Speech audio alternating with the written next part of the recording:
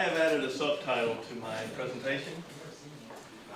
So, Nature and Mobility in Mark Twain's Roughing It, or what Bruce Michelson said much better yesterday.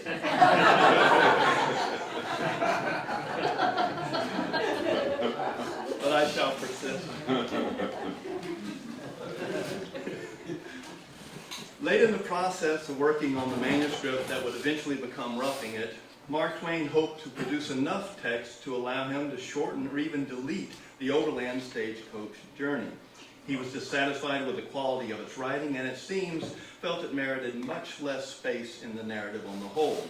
In a letter to his publisher Elijah Bliss, he expressed confidence that he would be able to cut, quote, half of the overland chapters.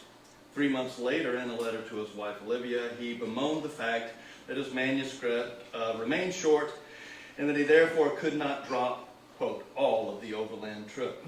Let's face something up front. Mark Twain often had terrible ideas, and this would have been one of them. We can all be thankful that his standard struggle to get enough words on the page to meet subscription publishing expectations saved the overland journey from being cut. A travel narrative, which this is, a travel narrative is obligated to emerge from the essential interactions between self and place. Furthermore, and this is the most important part, the catalyst that creates these interactions must be travel. That's it. Therefore, any discussion of travel experiences must be undertaken in terms of complex interactions between not only self and place, but also with an adherence to mobility. With this framing in mind, we should read travel narratives as a series of events continually catalyzed by movement. Very often, such events involve interactions with the natural environment. How does movement, therefore, figure into one of the staple features of 19th century travel writing, landscape description? In discussing the evocations of nature within Roughing It, Michael Branch makes a keen observation that I would like to use as a springboard. Branch notes that Twain's descriptions of jackrabbits and sagebrush are, quote, not only detailed and accurate, but also animated and imaginative. I like the use of animated here. Though Branch is more concerned with the liveliness of Twain's prose, the word also just as accurately captures the movement inherent in the pages of Roughing It. Jackrabbits move, and so does Twain. His capacity to render landscape, and indeed to animate it, is especially evident in the West. Twain's interactions with nature as he presents them to readers are rarely static evocations of beauty or of the sublime. Rather, he is often keenly attentive to the dynamic movements suggested by the complex interactions between the natural environment, place, and human perception, self. Although he comically asserts in the prefatory that Roughing It derives from variegated vagabondizing, the narrative suggests a more nuanced immersion into the American West, built upon the persistent desire to move. To make the case requires examination of the overland journey. The section of Roughing It that, as Henry Wanham puts it, reads like a hymn to motion and velocity. A great phrase. Twain's landscape descriptions throughout his career emanated not from his life on the Mississippi River, but his immersion into the landscape aesthetics of the Hudson River. If Mark Twain learned to love rivers as a child on the banks of the Mississippi, he learned how to write about rivers, or for that matter, about any natural scene, through engagement with the genteel cultures of Buffalo, Elmira, and Hartford. Twain developed his landscape imagination steeped in the rural landscape ideals of the American Northeast, more Rip Van Winkle than Huck Finn. Let us consider for a moment an instructive passage from the Hawaiian Islands segment of Roughing It. As he is taking a horseback tour on the Big Island, he sees, quote, a laced, ruffled cataract of limpid water leaping from a sheer precipice 1,500 feet high. Twain notes that such scenery depends upon, quote, arithmetic, and he downplays its overall beauty.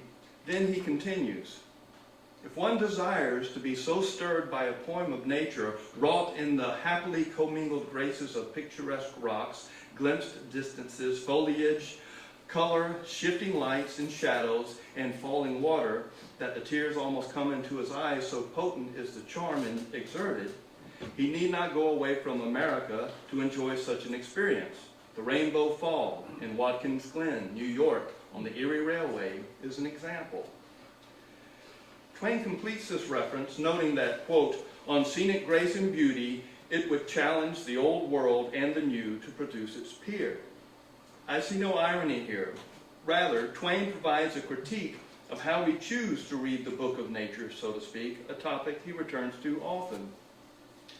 More important for my point is his reference to Rainbow Fall, Elmira's neighborhood waterfall, an appealing site of natural beauty firmly within the American picturesque.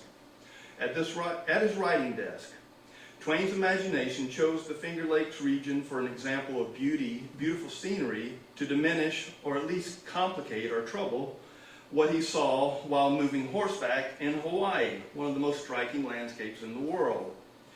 Twain's roving eye was finely tuned to the sensibilities of the Victorian sophisticate, a writer already firmly ensconced in the popular romantic way of seeing and framing the American landscape. Such visual imagery, however, most often captured panoramic views as static, though movement is often suggested, of course. Birds flying, trees bending in the wind, a steam engine billowing smoke in the air.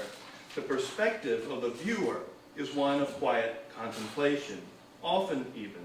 Hudson School painters would include a figure on a hillside doing just that, not only as clarification of perspective, but as a model of idealized looking, as if viewing masterworks of art.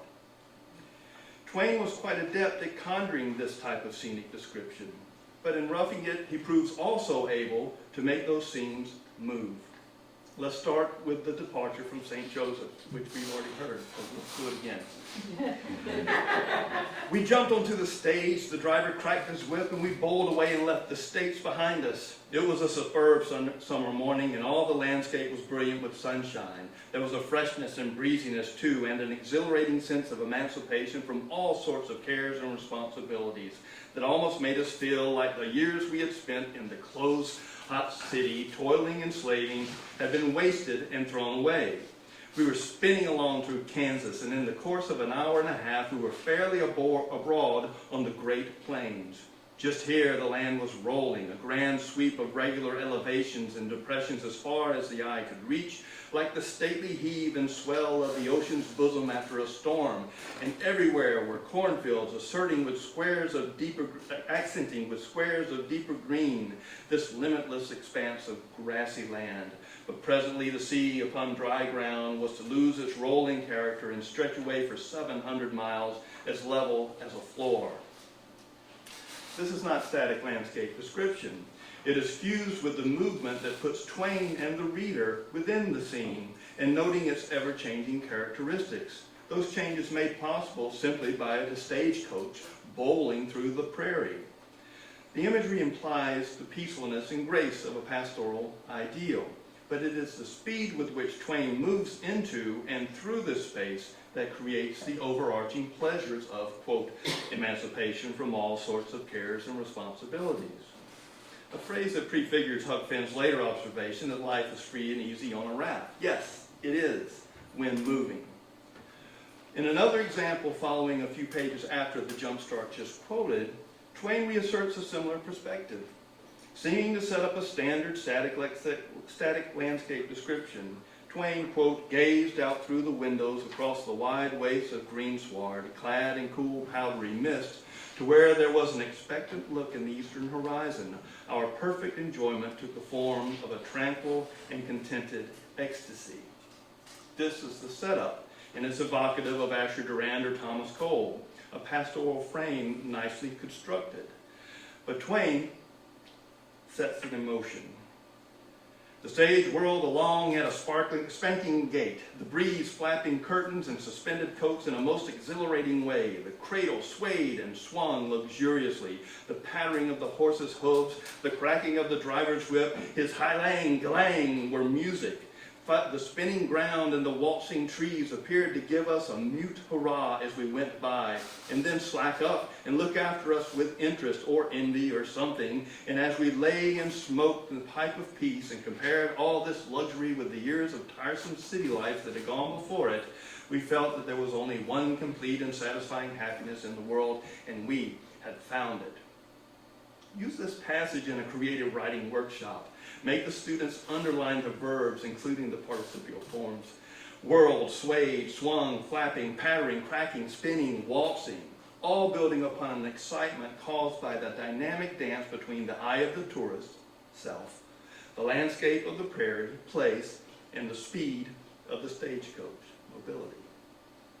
Twain, in addition, in this passage, turns the point of view around, suggesting that the spinning ground and the waltzing trees celebrate not their own contributions to a captivating scenery, but the spectacle caused by the blur of Twain's movement.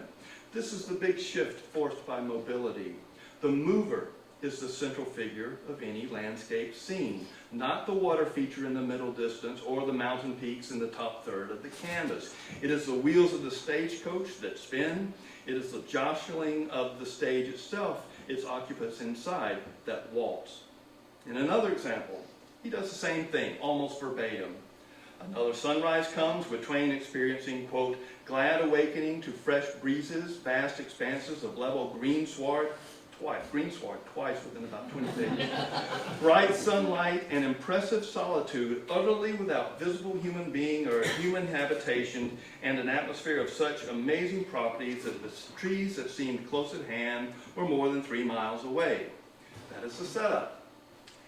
Now the motion.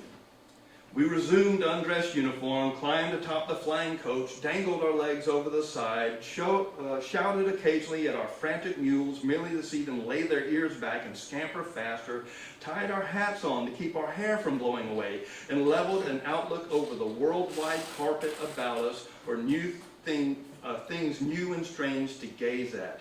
Even at this day, it thrills me through and through to think of the life, the gladness of the wild scene of freedom that used to make my blood dance in my veins on those fine overland mornings. The pattern is clear and effective. The thrill of movement combines with the beauty of landscape scenery to express joy. Joy. There are more examples with similar dynamism in the overland journey and with more complex applications of movement. For one contrasting quick example, consider the crossing of the Alkali Desert, where a slow motion, torturous, dusty marching occurs. The excitement, however, of the overland journey carries readers forward with a clear destination ahead and renders deserts as anomalies. Of course, Twain betrays awareness of the inevitable problem with all mobility.